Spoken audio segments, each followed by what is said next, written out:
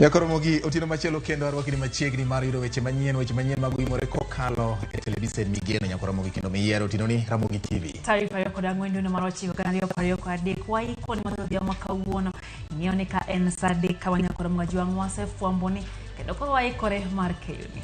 Achonge kuwuok e gwenge mopogore motimore Ramogi koro sani e odi kanyo kamoro amora mine Ramogi TV.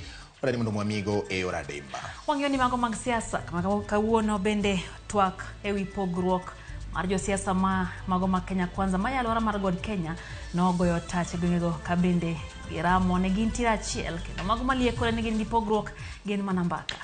Magi timore e kinde ma siasa mar riwo duond buche manitiere Kenya kwanza no mako machimbo mar piny Kenya ka jagoro mar UDA Cleophas Malala koni koro e kaber to woi ANC ka chiel kod Fort Kenya.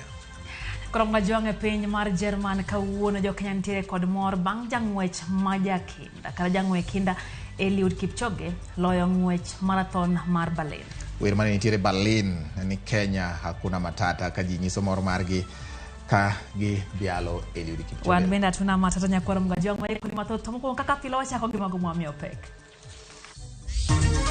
Different race here in Berlin for the first time, but it's victory number 5 for Eliud Kipchoge. Jang'wekinda Eliud Kipchoge obedo jaloch e piem mar Berlin Marathon.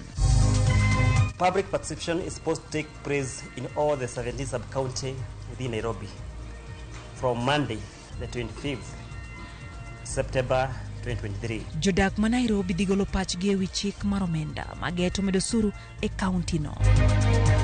Gikone migao mar somo golo omenda ne skunde junior secondary kod skunde secondary ma ok dagie.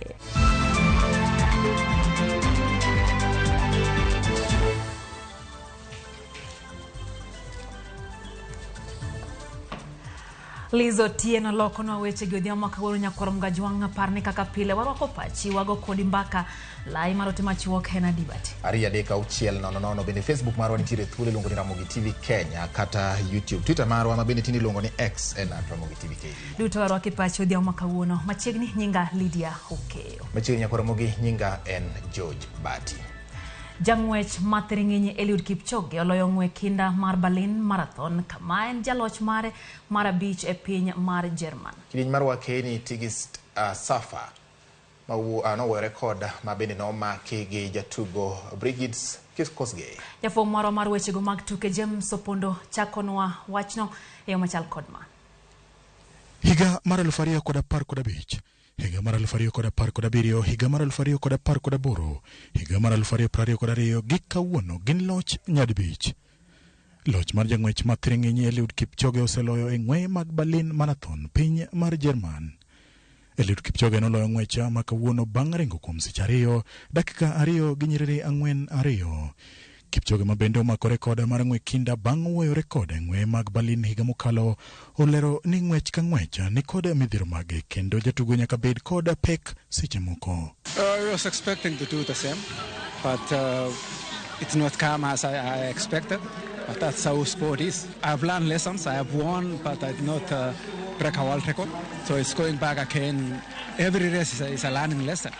Bang' weyo chien Dershekindie kilomita 32, Kipchoge ne okong'eyo chien kendo ng'ado tol kaloch mare kete kaka jang'wech mani kod rekod maber e boma Berlin mbele Haile Gabriel Selassie ma oseloyo ng'wech mar Berlin Marathon nyading'wen. Kipchoge geto ndiko historia kaka jang'wech mokwongo oloyo ng'weye mag Olympics nyadidek ka oketo ikruok ne tuke mag Olympics higa manyien e boma ma Paris piny mar France. I want to really concentrate and get all the experience for the 21 marathons and put all the experience in next year in Olympics in Paris and try to be in the podium or to win for the third time ever and make history. Vincent Kemboi notike thuolo mar 2 bang' ringo kuom seche 2 dakika 3 gi nyiriri 2.4 mbele Tedese Takele mawuok e piny mar Ethiopia. E kidieny mar wakeni Tigist Safa mawuok e piny mar Ethiopia nowuoyo rekod mag ng'wekinda bang' ringo kuom seche 2 dakika 11 gi nyiriri 5.3.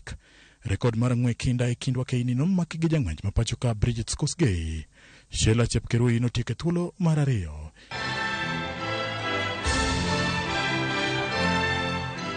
James Opondo, Ramogi TV.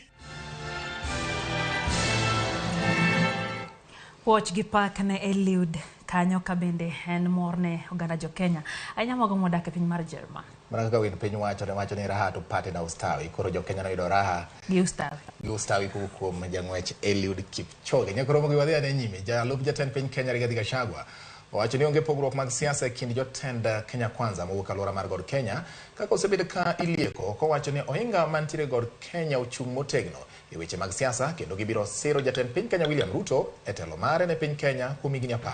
Gachagua ne wuoyo e kinde manoyore nyasi mar lamo kanisa mar Kagere PCA e kar chung'od bura ma Othaya e kaunti Manyeri kama nosingo ne piny owacho timo duto manyalo maloso chui mathur kaka okwayo jodak e alwora mag God Kenya mondo koro bed mana gi horuok. Notene gi jotelo bura kama oting'o governors, senators kod jood bura kod jotelo mamoko ma wuok e alwora mar God Kenya. The Mount Kenya people is one. It's one. And the soul is what is most important. The driving force of this region is unity and hard work. And that is why this region will remain united behind President William Ruto for 10 years. And as you know, in this region, when we accept something, we have accepted. When we say no, it's no. And we don't know how to pretend. We have no structural deficits. Our walls are strong. What we have are cosmetic cracks. Our walls have no structural weaknesses. That's the Mount Kenya region. Jagoro maduong' mar duond bura mar UDA Cleophas Malala ojiwo jotend duond buche siasa manie riwruok mar Kenya Kwanza mondo owuo duond buchegi kendo giriwre gi duond bura mar UDA. Malala manoten kod jotelo mamoko e nyasi mar solre kanisa more kar chung'od bura ma Mount Elgon okoni dongruok makare nyalo mana chopo ne oganda mawuok imbo mar Kenya ka gibedo e duond bura achiel. Dwaro mar wuoyo duond buche manitiere riwruok mar Kenya Kwanza kendo loso duond bura achiel ma en UDA ne omako mach romo macho komenda ne kanisa mar Salvation Army kar chung'od bura ma Mount Elgon e kinde ma jagoro maduong' mar UDA Cleophas Malala okoni lek mar oganda Waluya bedo e kom tend piny ok nyal chopo kare kapod gin kod duond buche mag dhoudi. Wale Waluya na wale watu wa mkoa magharibi ambao wamefika juu kabisa ni watu watatu. Wa kwanza kijana wa Malwa, wa pili Mudi ya Wori, wa tatu Musalia Mudavadi.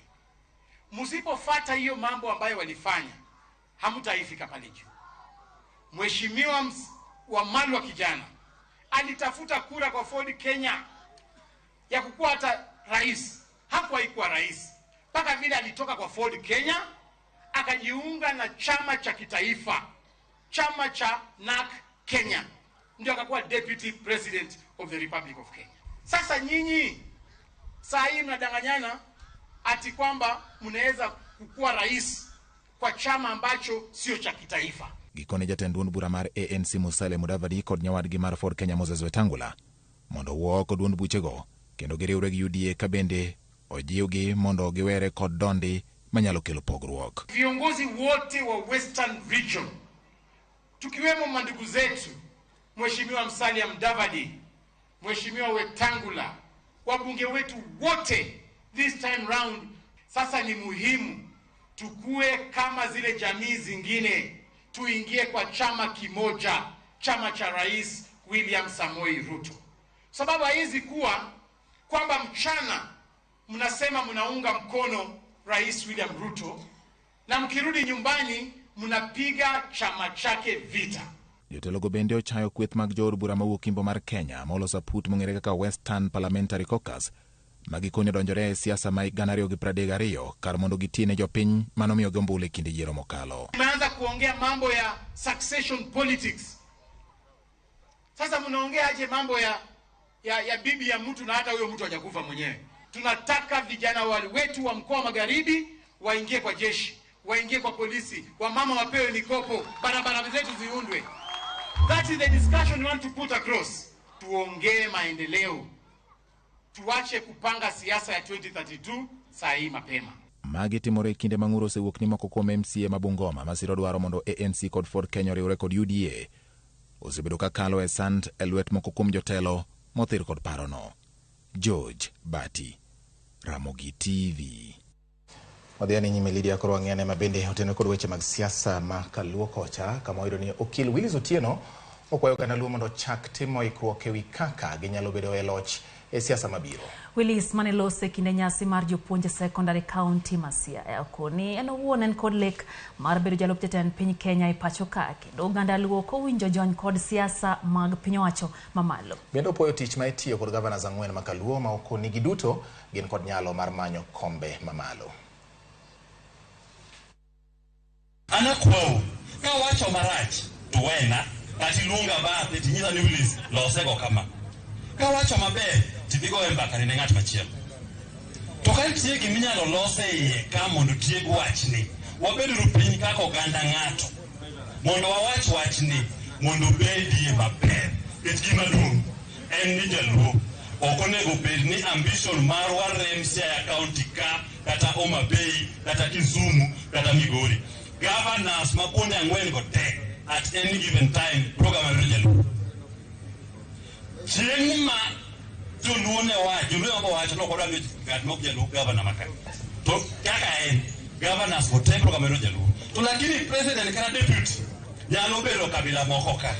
Koro giriwruok marwa wamedru mana go mbakani kaka wanyalo manyo gimoro Nairobi kucha mondo wayudi either president kata deputy.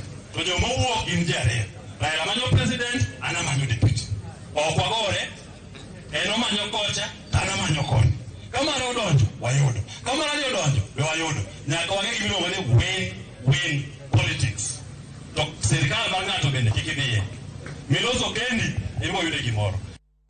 Kwa siasa mag gwenge Wanyakorom Jwang' waduoge county ma Nairobi kama komiti mar omenda e county ma Nairobi okone gidhi chako kawo pach jopiny ewi paro mar omenda mano mageto medo choko mar osuru e county no kokalo kuom omenda ma ijoge ohelni mitime mano kod kuonde chungo geche makoro idhi chul shillings 300 kowuok shillings 200 michulo pile. E paro mar chikno bende county geto choko omenda mar udi mag ohala e boma ma Nairobi maromo siling 33,000 ma en medruok gi atamalo maromo 10 kaka Walter Nyambaga koro miyo waler.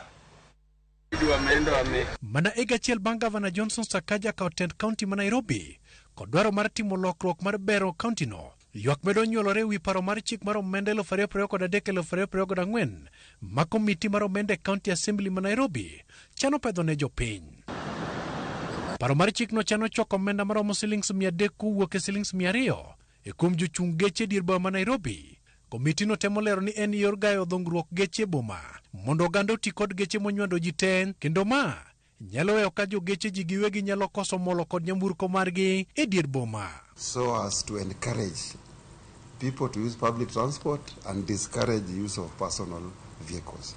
So the 300 proposed fee is to discourage people using the private vehicles and at the same time encourage investors to invest in public transportation.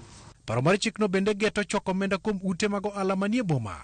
Omenda maromo shillings 30,000 kuom utego man medruok mar atamalo 10 kalure kod chik mar omenda 2015 e bwo county ma Nairobi. We have proposed certain area that we need to reduce the taxes with a view of making easy to do business within Nairobi City County. Kamitino manoketa yanga ni kuonde mag chung ute buche 17 man kod wot 25 gichano tayo chenro mar gwelo pach jopiny mondo giyudo thuolo mar nyondo pach jopiny e paro mar chikno endo. Let us not stop the discussion here.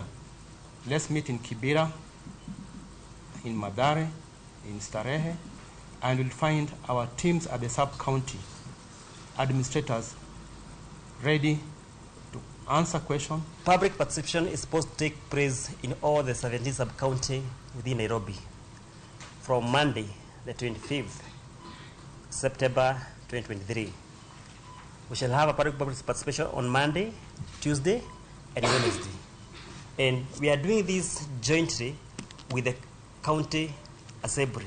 Giluoni ponono paro mar chik no kadho to mibadhi ok no bed mbaka yor tiyo kod pesa ni marapise mo meeting marango omenda mar osuru ibiro ketiore kama onge mibadhi ma nyalo betie. We want to ensure there's transparency, accountability in the way tax administration is governed? Our system is, and we have done a lot of publicity telling motorists that we don't do cash handling.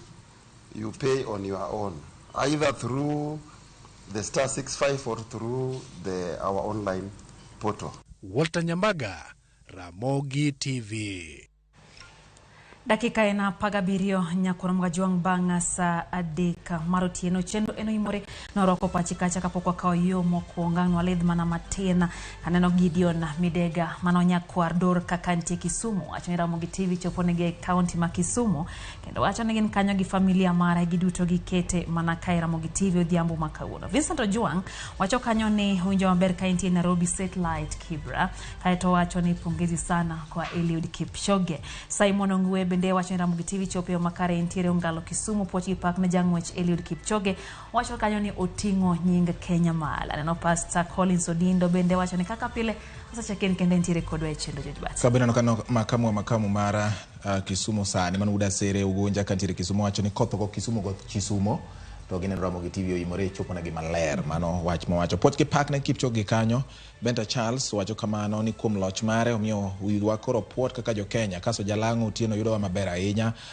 Witi Jarodi waneno news yo makare kod Vonda Nyango gintiere Rodi Kopanyo mor kod Ulia kod Bati an Awiti Jarodi ro kama na nyakasto Ongwe Junior bende wacho ni watching us live from Sondu to wacho ni wakwayo jotendwa moyier mondo mi okete ngala manyime konyo jopiny. Lweny ma usiko ka chando jopiny Sondu nyalo mana rumo ka jotendwa gi otiyo kanyakla ma ok gideo kuonde ma giwuokie mondo ganda oyud ber. Ano bende Matiba nyakwar makana kanti Kakamega town wacho ni weche gichope makare Kakamega. Abdalla Abdi bende wacho kanyo jotelo mang'eny owere gi weche siasa gitina jopiny kaluwo ka MCA Vindadi wacho wach mariek. Haya wana fani MCA magwengi Mwalimu Boaz Milula ni kacha intiere kodwa koya egwengego ma awendo kaito Jono Kotha wachoni en Zuna Jakanyilum ero winjo Ramogi ahinya kaino Ramogi Ramogi chopo ne Nairobi yo makare kendo mor kaka wechegi wachano gi yo makare bati kwa yote no makare ne joera mag Ramogi duto. Faith Mzomo kanti Malindi ni kacha wacho kanyo ni congratulations to Eliud Kipchoge wacho ni jakinda ema ke adieri no keto kinda kendo gikone to koro waneno ka okeyo. Neno John William wacho kanyo ni embe ntiere kodwa egwengego magalega gulu weche gichope makare makwane wakora Ramogi TV mondo olosi ratil mar governors wacho sama wuon ratil obedo kae kendo donjo ne direct live and direct odo kwayo kacha no losi ratil mar governors makalu mondo giler nwayo kang magisegoyo igachiel nyaka na gikaw telo. Aparo mano kwayo makare jopiny ngombo ng'eyo ni to kaka nwamanyo jatend pincha to governors gi gin bende gin mana gigachiel.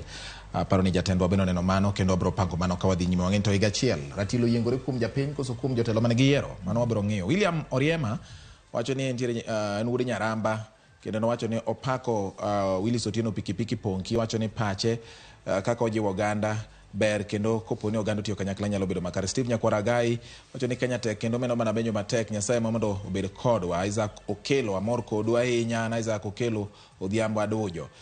Kasto kabina neno ka Otis Nyakwar Nyawad wacho ni Lydia kod Bati aneno malera ahinya kantiere Sindu Mwalo.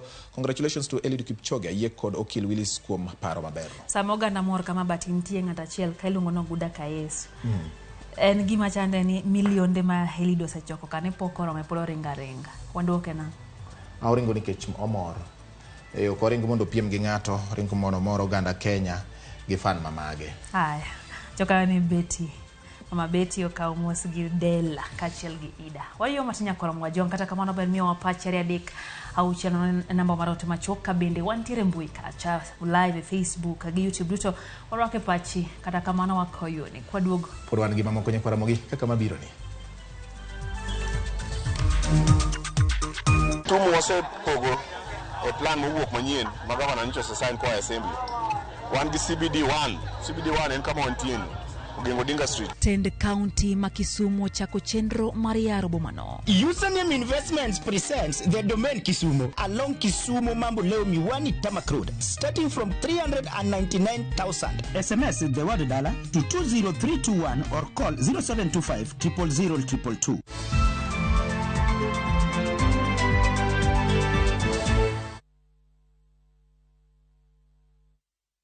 Jipange na View Sasa. Jipange na View Sasa imerudi kwa vishindo. Jishindie maelfu ya pesa kila siku kwa kutazama content kupitia View Sasa kwa shilingi 10 pekee. Kuna mshindi wa shilingi 1,100 kila siku, 1,500 kila wiki na mshindi wa grand prize ya shilingi milioni 3 cash money. Kushiriki, piga *487*3#. Chagua Jipange na View Sasa, kisha chagua video package, ujipatie points na uongeze uwezekano wako wa kushinda mamilioni. Hakuna kudownload wala kusubscribe. Unaenda nywe. Jipange, ushinde mamilioni na View Sasa. Wekelea na shabiki kaende. Majina yangu kamili naitwa Vitalis Adika Ongare. Natoka katika kaunti ya Siaya. Nilikuwa naona kama ni mzaha. Niliblock mpaka namba. Ukablock namba ya pesa? Sina, nasema ukweli. Akanipigia na namba nyingine. Akaniput on air. Kwa radio sasa. Ona basi. Hii kitu ni kweli. Mimi ni mfugaji wa kuku. Lazima pesa ya shabiki nitaingiza ndani. Na nyingine ya mambo ya karo ya kijana wangu ambaye yuko form 3. Wekelea na shabiki ina give. Wekelea na 50 bob pekee for a chance ya kuomoka na 500k. Lazima kaende, yende kila wiki. Play responsibly. Betting can be addictive. Not recommended for the persons under the age of 18. Authorized by BCLB number 587.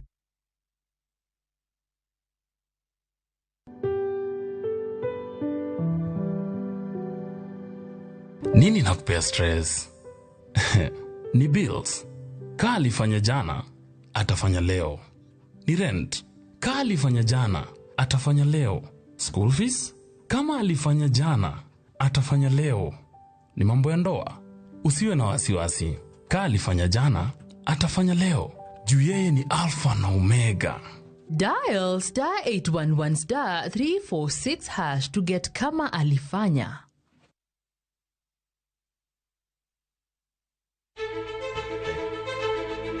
Kokalo kuom lakteche kod thieth, wayudo ng'eyo kaka dendwa tiyo. Nitie hormones mar ng'ama miyo kata ng'ama nyako. Iluongo ni estrogen gi progesterone. Kendo wayudo ng'eyo kama inyalo yude kony moluwore gi weche thieth. Daktari en tich ne thiedho oganda mondo oganda odhi maber. Kaka wadak e kinde ma ok ong'ere. Ngimawa en gima duong' moloyo. Ka en ng'ama osiko ka ywaka, en kama osechopo dwa kawo ngimane. Kineno science gi, wek rito. To e penj laktar, wakelo ni lakteche molony to gilero ni weche thiedho tuoche ma opogore kod rito kit ngima maber. Anyalo tiyo kod chiemo e geng'o thiedho kaachiel kod timo bero ngima waben. Yes, erokamano.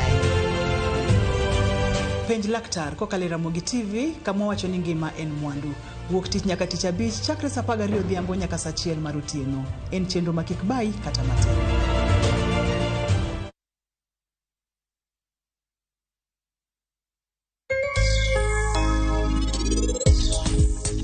OMR. Mama ni bende niga gi weche mang'eny ahinya. An natimo richo maduong' ahinya. To bende asetemo kwayo Helen ng'wono ding'eny. Mak mana ni Helen nyaminu ok dwa ng'wono na. For KPLC tokens, Villa charges only on Airtel Money. Dial *334#. Select Lipa na Airtel Pay Bill, then select KPLC.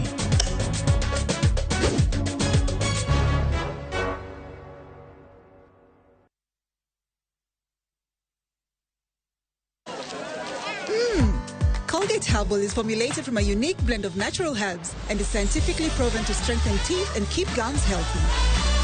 Try Colgate Herbal, scientifically proven for strong teeth and healthy gums.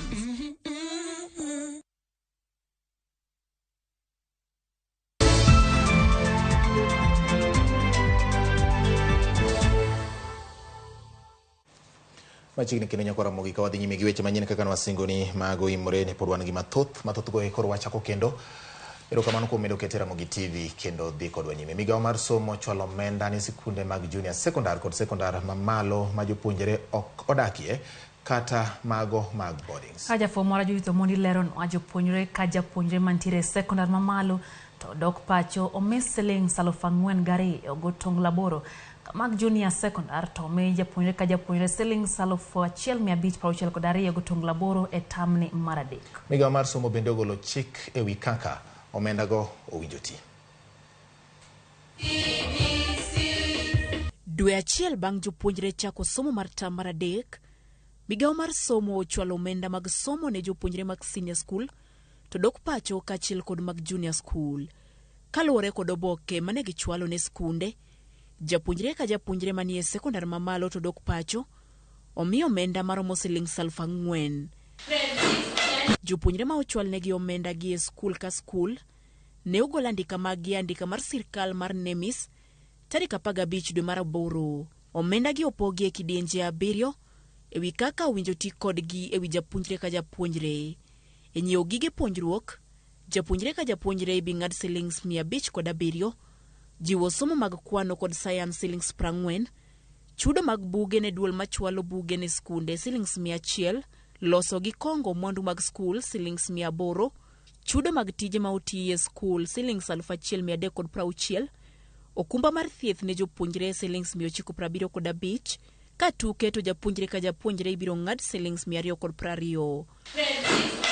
Jopuonj madongo duto kwa mondo mi ochwal riside ne jagoro maongirore e migao mar somo, chwalo risit mar omenda no e andika mar somo mar piny owacho NEMIS, keto jopuonjre duto mondo mi ogo sei ewi andika margi mar skul mar nyiso ni omenda no ochwal negi. Magi duto winjo timi e thuolo mar jumbe 2 ma ok olewo. Skunde ma ok bi oro oboke manyiso ni giyudo omenda kaka okwa, ok bi yudo omenda machal kod mago kendo e tam manyien. Junior school bende oyudo omenda machal kod ma. Japuonjre ka japuonjre e junior school omi Sh1,562, ka skul mar junior bende omi Sh14,431 mar chwalo tije matindo tindo mag skul. Kwan mar jopuonjre ma omi omenda ne oyang koa e andika mar migao mar somo mar NEMIS matarik 25 dwe mar 8 higani. Kama e kaka winjo skunde oti kod omenda ni: loso kod kungo mwandu mag skul Sh600, chwalo chenro mag somo Sh115, tuke Sh80, wuoth maka kod kacha Sh80, okumba mar thieth Sh209, gige timo nonro e laboratory Sh90, gige timo tije lwedo Sh160, penj Sh195, ka buge kod gige ndiko to japuonjre ka japuonjre owinjo ng'ad Sh33. Ka bende ochiw chike ma owinjo jopuonj madongo mag primar manyaka sani otelo ne junior school owinjo luw.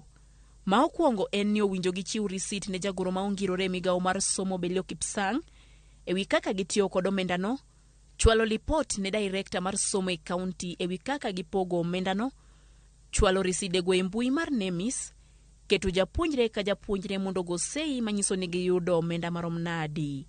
Okwa skunde mondo mi otigi omenda ni e yo makare, kama pok orwako nying jopuonjre duto e mbui mar NEMIS. Bende okwa mondo ne ni gitimo mano mondo mi piny owacho chwalo omenda ne jopuonjre duto moko weyo moro oko. Judith Omondi, Ramogi TV. Kapod wang'iyo mago mag somo, nyakurum ga jwang' riwruok mar jopuonj mar Kupet okoduol mandiko jopuonje pacho ka TSC mondo tem kachero e skunde mag junior secondar mar rango chal mar jopuonj. Kaluwore kod jagoro mar Kupet e kaunti ma Siaya Samo Pondo, ripode magiseyudo nyiso ni jopuonj madongo osebedo katiyo kod tendgi marach kendo chuno jopuonj mag junior secondar mondo mi opuonj jo primar gino magikoni en ataro mar chik. Pondo medo ko TSC mondo ndik jopuonje matao skunde junior secondar mapod ntiere kod nok.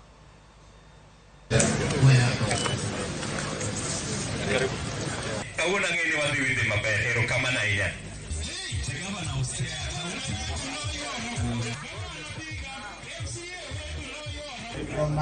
Tom Benson is my name. Sumu branch manager. He came to be. I'm the staff of Malim National Circle in Satellite. CSO has no business coming to threaten a teacher in school. Not in primary, Alex will not allow it. Not in JSS, I will not allow it. Not in secondary school. That time CSO amekuambia I am coming there. Also call me, I come there. And we told the commissioner categorically that Teacher Service Commission must make a deliberate effort to create harmony in JSS institution. Wasudo nyimenya koromoge ugane Siaya weche motendre Kisumu adonj Kisumu kama tend kaunti ma Kisumu koro nie ng'wech mar medo yaro chuny boma ma Kisumu e chenro manyien ma osepodhi gi od bura mar kaunti no. Ler mogol koten boma ma Kisumu oyango pogo chuny boma kidienje ariyo koting'o CBD mokwongo kod CBD mano mar ariyo kaka okang' mar keto lai makare ne boma ma Kisumu. Kaluwore kod maneja mar boma ma Kisumu Balawanga, twak dhi nyime mar neno ni chenrono ketie tim e kinde kindeno ka bende osiemo jo ohala ma pod timo ohanda swekra e chuny boma ma Kisumu.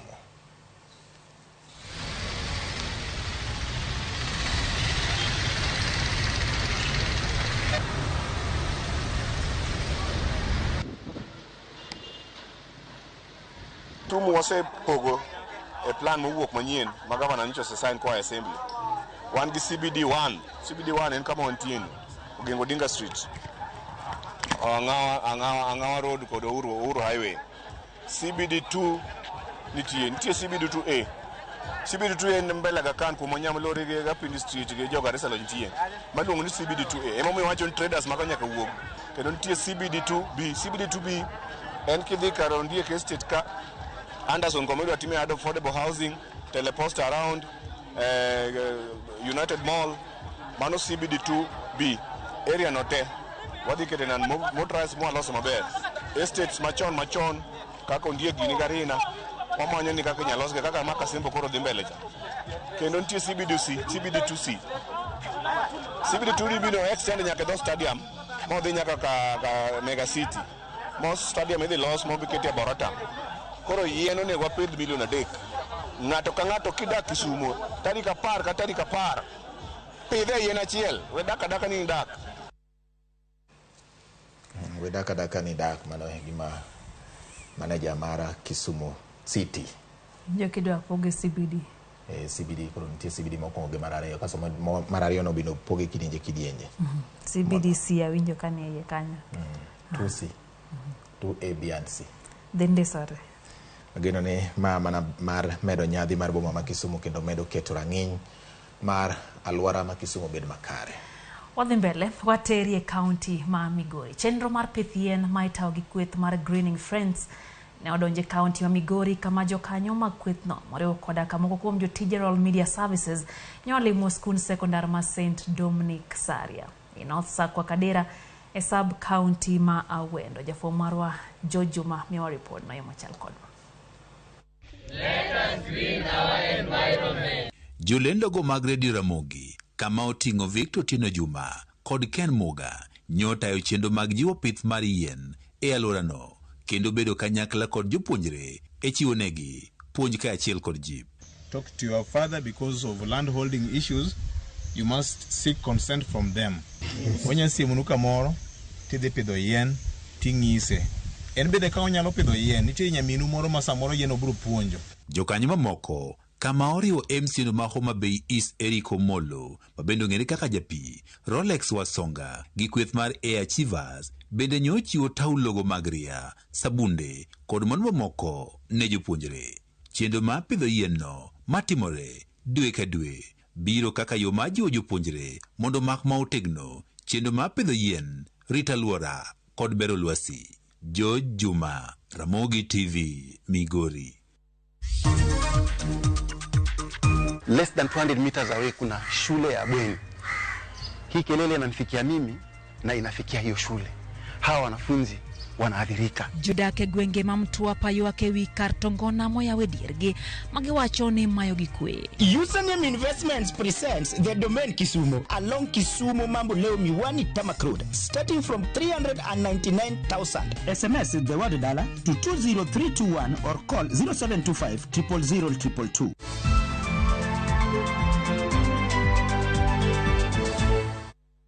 Machiegni kendo nyakora mogodhiani nyime koro wadonjo gwenge ma kadho nam chumbi kar dak miluongo ni Mtwapa. Jodak gweng mag Prime Comfort manitiere Mtwapa ywak ni kwe magisebedo godo e alworano sani koro lokore midhiero bang' jaket mwandu moro yawo kar tongona e dier kar dak margi. Thum mamuoch kowuok e kar tongona no mideno ni screenshot gikone mono ginindo ka kit rwakruok ma jogo madonjo kanyo kaachiel kod timbegi bende giywak ni kuodo wigi gi nyithindgi. To mana kaka jafwambo marwa ma Mombasa Joja oko leronwa ng'ur magisechwalo ne jogo monego rang wachno magin kaachiel kod apisa mag NEMA kaachiel kod obila gikoni pok onyuolo olemo moro amora. Ma en aluora makitaruni Mtwapa kuma ng'ata nyalo gombo dakie kaluwore gi ute mamigosi, aluora manyangafu to kod yamo mamuol makudho kuwuok e dier nam ka kweyo liet. Jodak e aluora ni mokwe mawinye magoye mbaka koni sani kochopo tieno to onge nindo. Ma en kaluwore gi ngolo mamuoch kowuok e kar tongona manyocho yao e diergi kanyo. Hiyo sauti tufei muda wa kulala mpaka watoto unakuta saa zingine hawajalala. Mimi kuingia kwangu ni saa 6, saa 8 nikiwa kasini. Sasa ukiingia unakuta watoto hawajalala. Unaona sasa kama hapa kwangu ni karibu sana na hapo. Unasikia sauti ndio iko juu, sasa hata mtoto anashindwa kufanya ile homework. Siwezi kusikiza redio, siwezi kuangalia TV mimi mwenyewe. Na tumeshaongea kuhusu hilo jambo, tumeongea na managers wa hapo, lakini mpaka leo bado hakuna tofauti. Ukiangalia hapa like less than 200 meters away kuna shule ya bweni. Hii kelele inanifikia mimi na inafikia hiyo shule. Hawa wanafunzi wanaathirika, walimu wao wanaathirika. Kopogore gi koko, tembe mag jogo mayuore kar tongona no bende gikoni ok ne kare. Watu wenye wanakuja na mambo yao, kuna wenye wanakuja hata nguo hawana, na tuko na watoto hapo karibu. Si watoto peke yake, kwa sababu mahali palipo na mlevi kuna mambo ya sigara, kuna mambo ya uvutaji wa bangi, kuna mambo ya insecurity. So hiyo yote inachangia katika kutufanya sisi hatuwezi kuishi vizuri.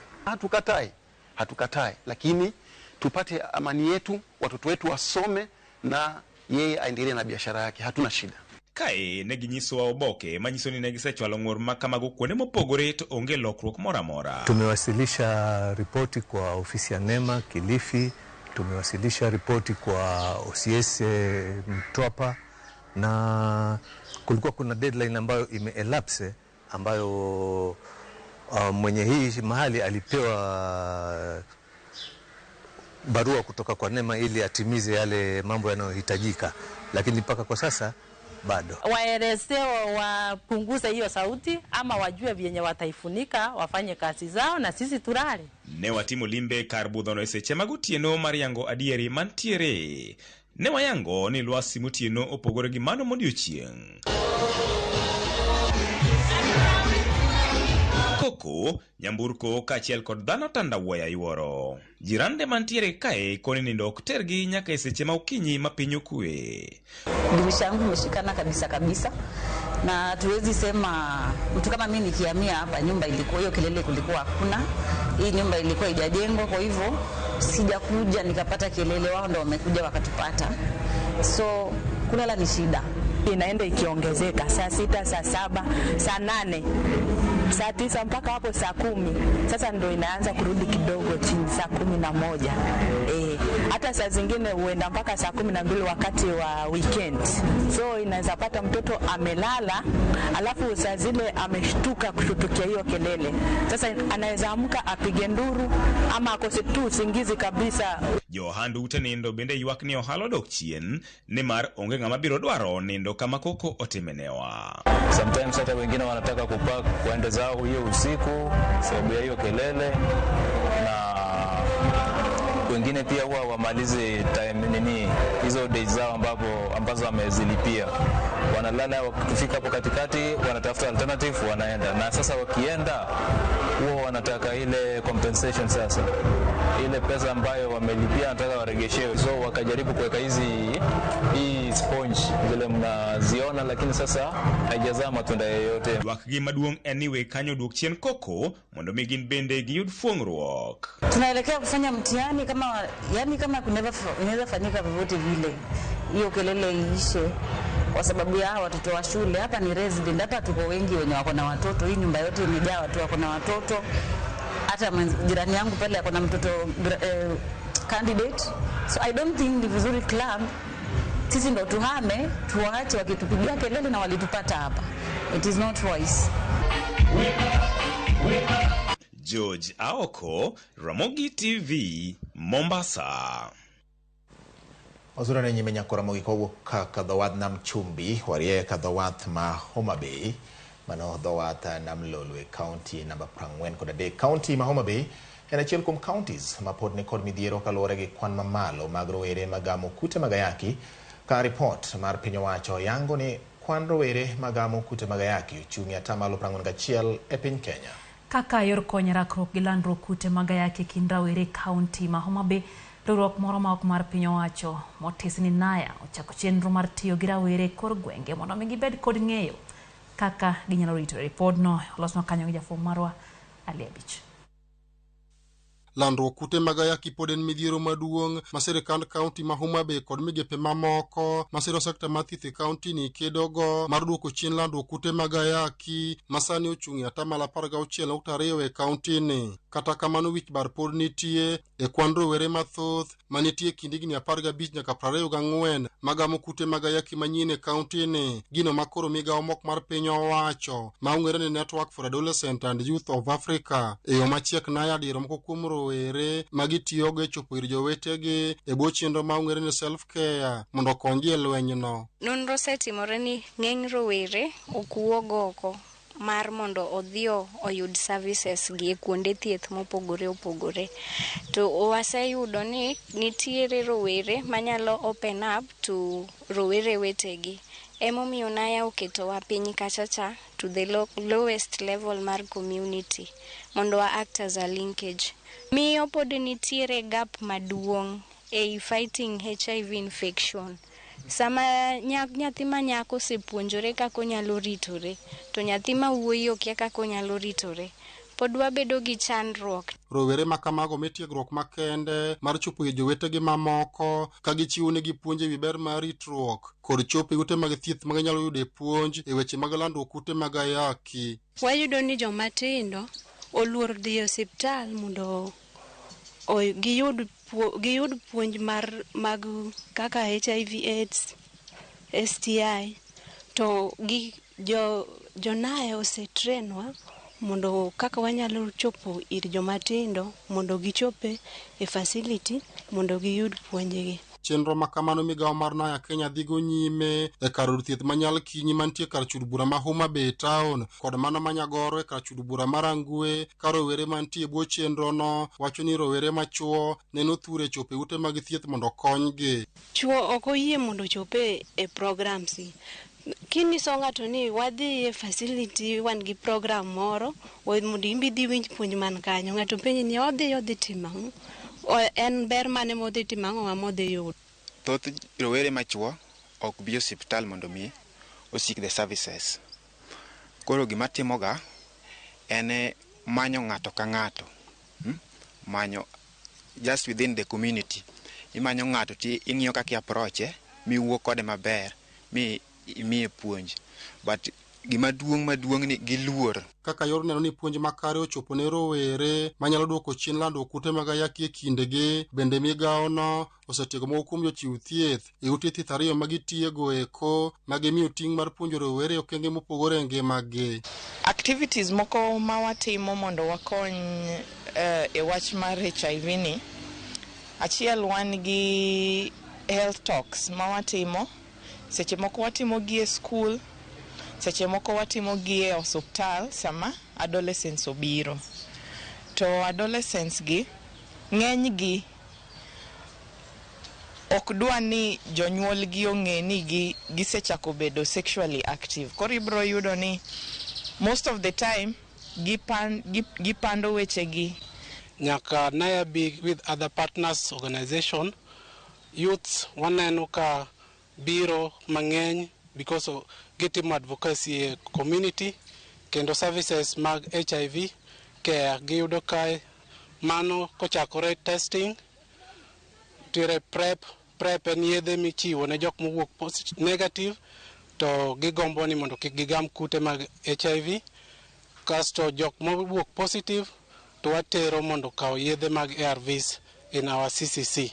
Ka chenro mar chopo ir rowere ka chiwo negi puonj bende onywando nyamrerwa matiye koro gwenge ka achiel kod riwruogego eko makedo ne ratiro mag oganda e kaunti ni. Koro puonj mondo gichak ne gichal kaka ginyalo betiyo gik moko manyalo miyo kata kopo ni odonjo mag to kinyalo yudo kata kinyalo yudo tuoche mag ayaki. Tido ka pek nitiere kuom jonyuol. Ko winjo ni nyathini da puonj kaka onyalo ritore mondo mi kata ogengre mondo kik omak kata mondo mi ogengre mondo kik oyud ayaki.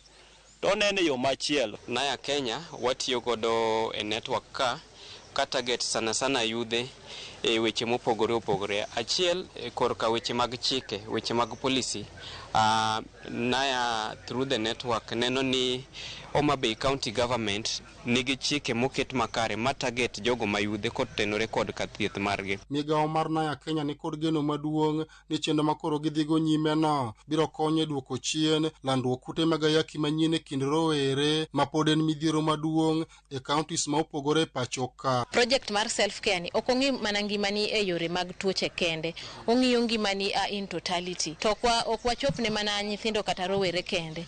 Watiyo gi service providers mondo ging'e ni roweregi onego yud appropriate information ka gibiro kachacha ka okelo shida ne moro. Shida no onego bed ni koko dwa ni ng'ata ong'i to donga e hospital kanyo to giyudo konyruok.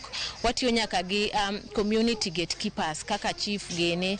Wang'iso gini kata ka umbe une barazas kachacha unyalo wacho weche ma chando rowere e kor gwenge kachacha, unyalo konyogi, unyalo jiwogi ni hospital ber, ginyalo dhi, ginyalo yudo services. Alia Beach, Ramogi TV, Homa Bay. Report no moya e county ma Homa Bay mokelno kanyo gi Alia Beach rawa yo Mario Nyakwara Mgajong kata kamano wasinyogo yo kodimba ka Pastor Juma Orundu kantiere Yugis wachoni entiere kodwa e chendo Ticha Belinda Ouma kantiere Nyakongo Kanyilu wacho kanyo ni en kanyo gi wuon nyithindo Julius Ouma giduto gikete manaka e Ramogi TV. Aneno bende kanyo ote mar mwalimu Jael gi mwalimu Banadamara ka gintiere county Migori giwacho ni gin bende bati gin tiunden giwacho ni Kaumos ka ahinya Lydia kendo pot ke pak ni jopuonjgo kuom yiero Ramogi TV.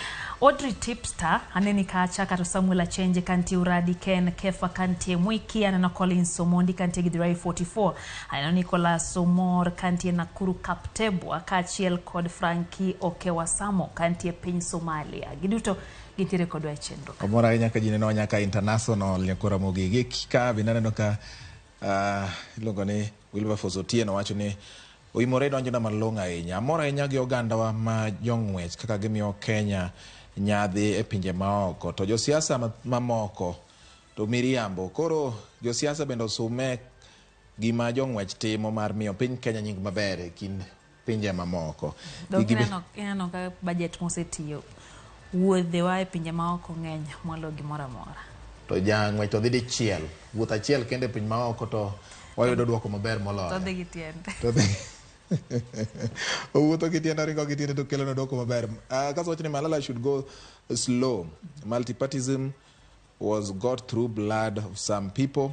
Koro kiko kasre ahinya ni ne modwa ni jobede duon bura achiel. Wewe ng'ato doje duon bura moyiero mane gima chike mapacho ka dwaro. Aneno kantiere Kisumu kendo wacho ni mos na Lydia Kanyo gi James Opondo mabendo miwa report mokwongo no.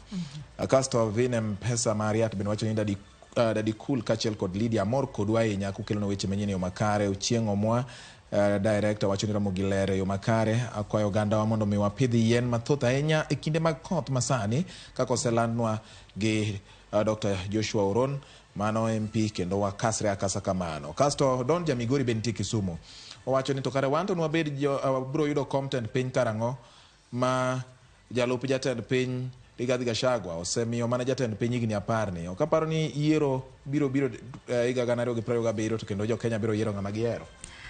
Mano penjo ma bende dwaro duoko wadiyo matin bati kata kamano ji ariyo kanyisa na Mosi Alisa Bia mama wacho ni entiere kodwe Kaumos kata Nancy Tony to wacho ni watne koro wacho ni Amos ne ng'ama wat.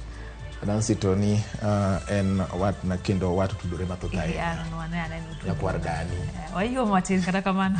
Ka udogo Nyakwara Mogi wan gi weche mamoko manyien kaka mabiro ne.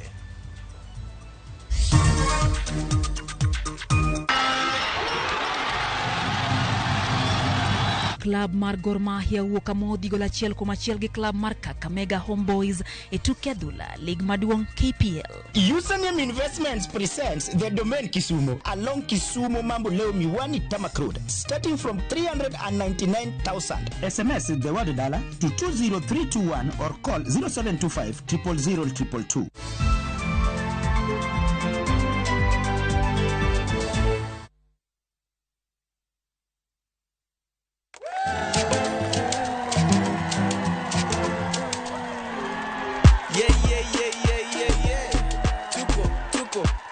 fresh. Tupo sight. Relax, everything is alright. You know how we do it in the 254. It nice, we keep coming back for more. You know how we do it in the 254. It nice, we keep coming back for more. Sherehe si sherehe bila aroma. Inashika inatibamba vinoma. Sherehe si sherehe bila aroma. Inashika inatibamba vinoma.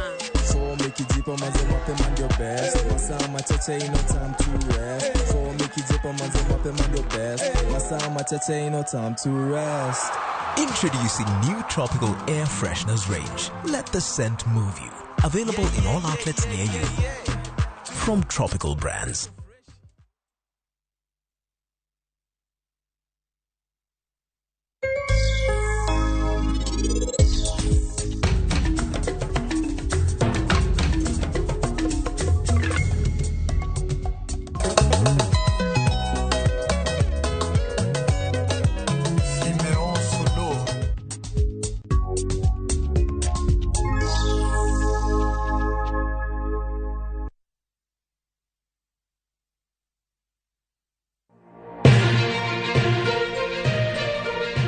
Weche manyien mamulo dhod chunyi maiye gin mago machiegni kodi. Weche thieth, anyuola, ohala to kata rita. Ka otuch to wan kode. Kotimore skunde e gweng'u ne wedeni kata osiepe magi duto wan go. Wan kae mar neno ni ng'eyo gima biro kendo bedo gi ikruok motegno. Onegi ng'e gima timore e seche motimore mapiyo piyo to mae e kama iyude wechego. Nikech Kenya en marwa waduto to Ramogi TV en odwa. To kendo wantie iye kanyakla achiel kaka onagi. Ma en rupiny kod mbaka oromo. E Ramogi TV. Sud machiegni mondo wago mbaka.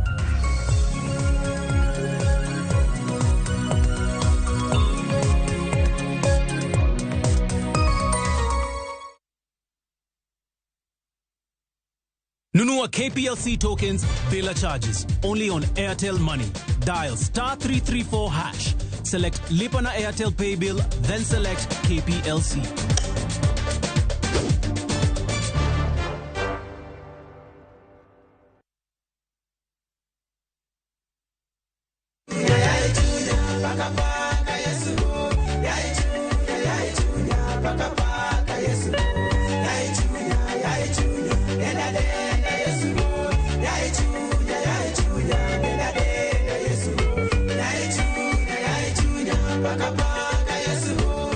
Mondo iyud skiza timu mar chunya, idiyo *812*784#. Ramogi TV en od jothumbe duto. Wekelea na shabiki kaende.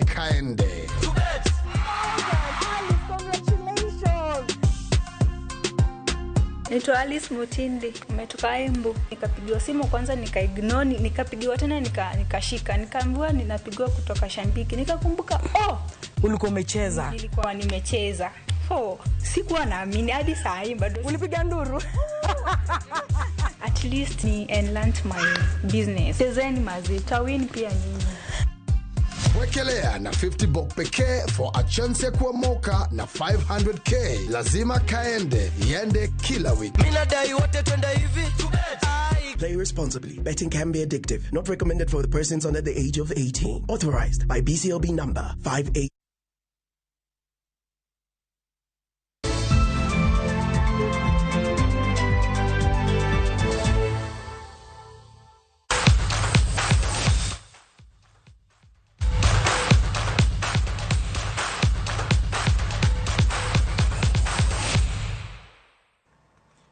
Ramogi koro ni to wadonje weche mag tuke kaka sadhi mondo wang'isi to koro chopo nango. Jep ng'eno Cynthia e jaloche ng'wech mag Kisumu City Run kokao seche 2 gi dakika 40.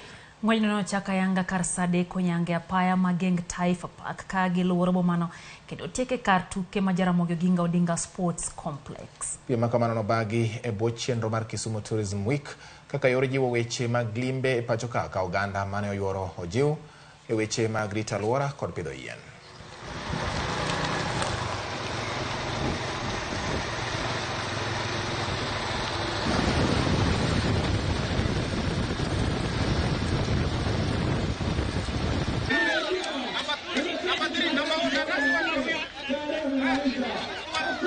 Mechi ya leo haitakuwa rahisi, lakini nashukuru Mungu nimeweza kuepuka mshindi wa siku ya leo.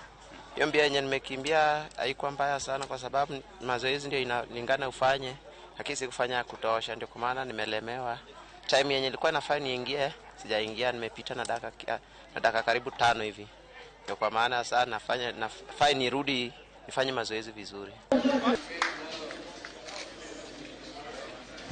Club mar Gor Mahia ukamodhi gola achiel kuom achiel gi club mar Kakamega Homeboys e tuke adhula lig maduong' mar KPL. Posta Rangers odhi nyime gi duoko maber bang' yudo loch. Benson Omala nomiyo Gor Mahia gola e dakika mar 10 bang' jagol ng'udho opira marach. E dakika mar 51 bang' jotugo wuok e yweyo club mar Kakamega Homeboys noyudo gol margi. Point achiel keto Kogalo thuolo mar 2 points 2 tok Posta Rangers e tuke mamoko mag lig. Club mar Posta Rangers nolo club mar Murang'a Seals gola achiel kuom nono ka jobengi ma KCB nowuok amodhi nono gi club mar Bandari alap ma Kasarani. Nairobi City Stars oloyo Nzoia gonde 2 kuom nono ka Ulinzi Stars oloyo Sofapaka gola achiel kuom nono.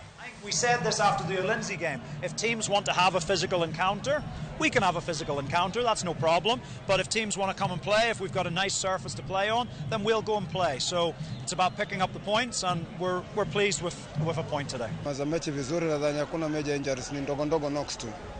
Na ya pili nadhani mchezo umekuwa mzuri, lakini kumekuwa na very late calls katika officiating. Very late calls. Katika moments zetu walikuwa na ribu. Sasa sijui kwa nini hapo. Lakini ndio hali ya mchezo. Yote 9 tunashukuru. Ramogi wadonje tuke mag piny Ingresa gonde 2 mag jatugo Heung-min Son okonyo club mar Tottenham.